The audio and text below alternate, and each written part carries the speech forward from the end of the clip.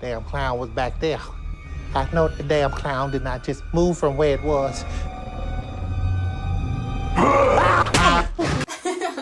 Dia de Muertos is not a scary holiday despite all of the skulls and skeletons.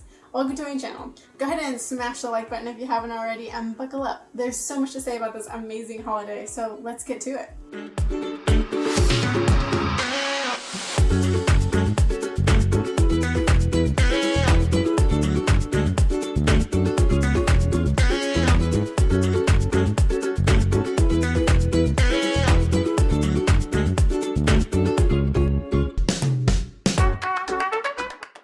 A little about me. I'm from San Antonio, my mom's from Montana, and her mom is from Mexico. So already I'm a little far removed from my ancestors' culture. I have always wanted to learn about Dia de Muertos, and it may be a silly reason, but the candy skull face painting really drew me in. But turns out that's just a marketing tactic. But I'm not sorry that I learned so much about it, because most of the beliefs are right up my alley. Here's where it started. Dia de Muertos began at least 3,000 years ago and was celebrated for a month by the pagan Aztecs. You can still celebrate it for a month, but traditionally it's now only celebrated on November 1st, which is All Saints' Day, and November 2nd, All Souls' Day. The holiday was shortened after the Catholic Spaniards arrived in Mexico.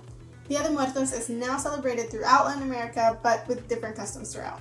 Mexican culture embraces the idea of death with a festive point of view, which allows acceptance despite the fears and taboos traditionally associated with death.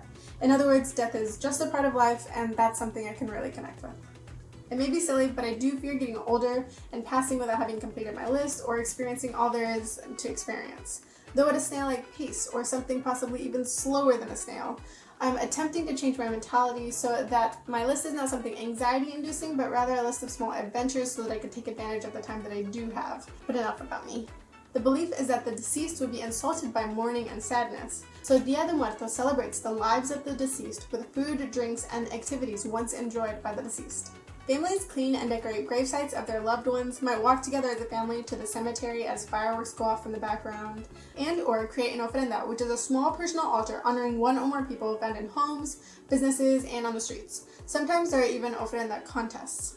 On an ofrenda, there are many items which we'll get to when we talk about symbolism! There's so much of it. From the colors to the items placed on the ofrenda. I listed them out in the description below, but here are just a few. Candles guide the deceased on their journey to the material world. Photographs are personal objects. No photo on an ofrenda, no crossing the bridge. Aw, I don't know what I'd do if no one put up my photo. Cempasúchil, or Mexican marigold, symbolize death. The petals are used to make a trail so that the spirits can see the path to their altars. Even in the house, the trail is occasionally made from the front door to the altar set up in the house. Papel picado symbolizes the threshold between the world of the dead and living. Fun fact, all of this is a fun fact, but Aztecs used cut bark paper instead of tissue paper to make something like papel picado. Obviously, that's not everything. When I said a few, I really did just mean a few. So definitely check out the description below for a more extensive list. There's so much to this holiday, but really also I wanted to take a look about the differences of how Spain and Mexico celebrate it. So after doing my usual research of Google, YouTube, and Wikipedia, I was encouraged by others to do additional research by talking to people. Fortunately, I know exactly one Spanish person, my Spanish teacher, so I asked him a bunch of questions during one of our lessons. Hola a todos. Soy Alfonso y soy el profe de español de Mallory. But this year in particular, how is it going to go about meeting someone from Mexico who would talk to me, a stranger, about their culture and their traditions? Fortunately, Austin works with a few people from Mexico, and Pedro from Querétaro, Mexico, graciously offered his time and wisdom on the subject. Some of the first few lessons I learned, though, are that in Spain, it's not Dia de los Muertos, but Dia de los Difuntos. And also, I've been calling it Dia de los Muertos for some time now, but learned that in Mexico, it's just Dia de Muertos without the los. Let's start with Dia de los Difuntos. How is it? Para nosotros el Día de los Difuntos es algo como más íntimo, así que no hay grandes festividades, no hay grandes fiestas. El Día de los Difuntos se suele estar en familia y ir al cementerio a visitar las tumbas de los fallecidos. Es muy bonito visitar el cementerio porque está abierto todo el día, ¿no? Y está lleno de flores y lleno de luces de las velas. What about Dia de Muertos? Since I have memory, when I was a kid, my grandmother, my mother used to put the altar in the house. It's a tradition. I like a lot these celebrations, so I try to, and also my wife, we try to give our children the same traditions or to know it and try to celebrate them. With my grandmother, we used to tell stories at night about the people that passed away, stories that they could remember. It's a very familiar tradition. In some cities, Dia de Muertos is celebrated a little bit more than others. For instance, People have the custom to go to the graveyard, to the cemetery.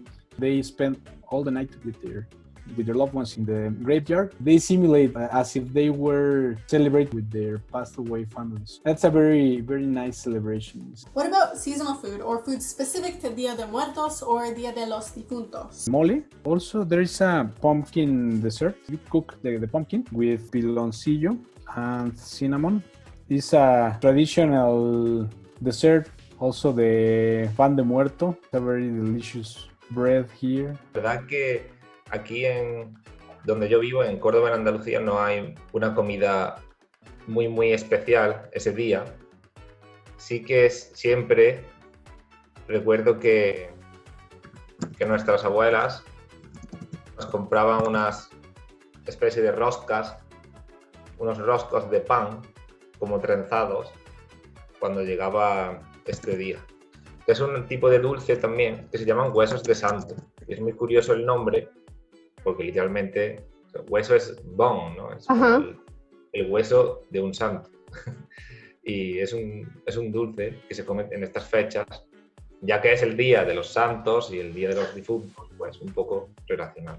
There is a lot of food because when you want to remember your loved ones, you will remember what they like to eat when they were alive. So there should be a very big variety of food because if you have many pictures in your altar, there is going to be different dishes in the table. So when the Dia de Muertos finishes, you can grab the food and eat it. For sure, you will have remains of the food in your kitchen. So you will be eating all the food that was in the altar. So it doesn't go to waste. No, you don't waste it. Is this a happy time or a sad time? It's a celebration for people who are not anymore with you. People is not sad. People is happy because there are a lot of colors, a lot of foods.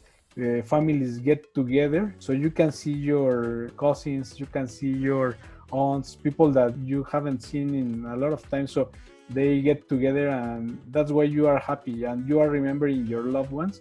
So people is not sad even though you are remembering the people that is not anymore with you. Es diferente. En España no es un día tan alegre como en México o en ciertas partes de Latinoamérica.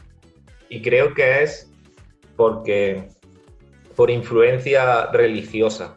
En España toda esta celebración viene dada por la Iglesia Católica. Es todo muy religioso y la Iglesia Católica no es muy alegre.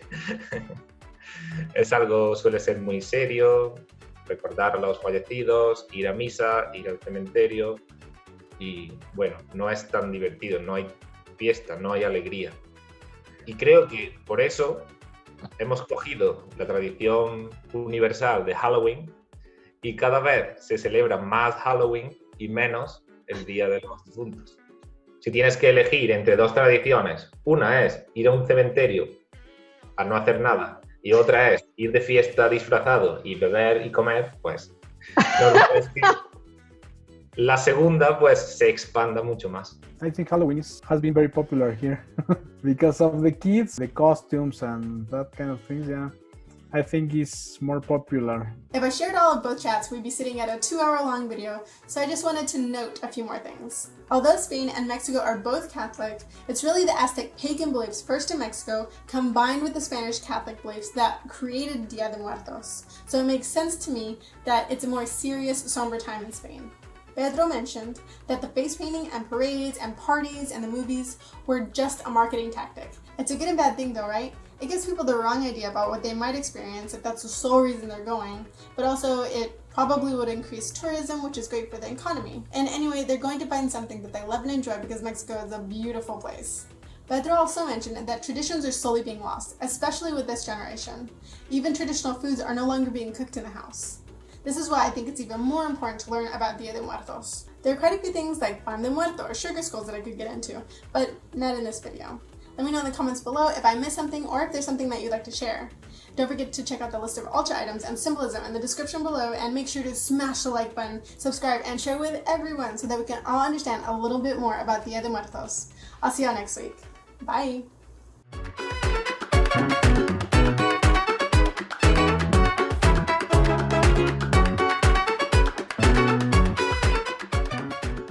And taboos, or experiencing all there is to experience, because there's so much to experience. Have I said experience enough? There's so much to experience, y'all. We slower, or on the streets. Las calles. That's today's song. Times, oft times, fortnight. Thus. Spanish Persian. Who am I? Sean Connery? Graciously. I'm still Sean Connery. I can do this. It's so hot. I'm just gonna flap my way out of it. Flap. Ooh, butterflies. Monarch butterflies. Oh, I put that in the description, it's fine.